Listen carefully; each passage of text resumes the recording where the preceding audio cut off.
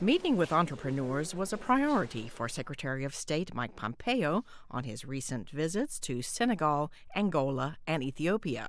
His message: the U.S. is open for business with Africa. But he also warned of doing business with authoritarian countries, a veiled swipe at China.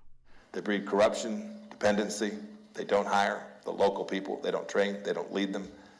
They run the risk that the prosperity and sovereignty and progress that Africa so needs and desperately wants won't happen.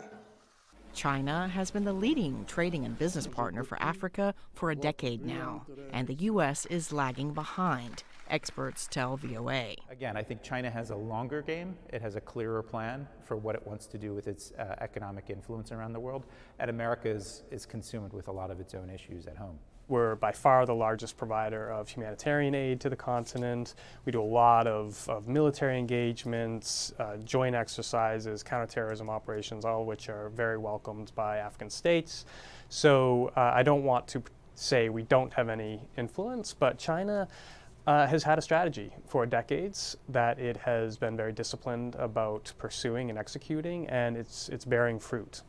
But other experts say a visit by the chief American diplomat sends a strong signal that the U.S. values Africa as an important business and strategic security partner.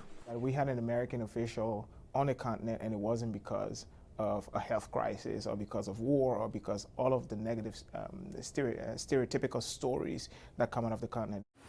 More added, Pompeo's trip should be followed up by more regular visits by top U.S. officials, noting that China's foreign minister visits Africa every year.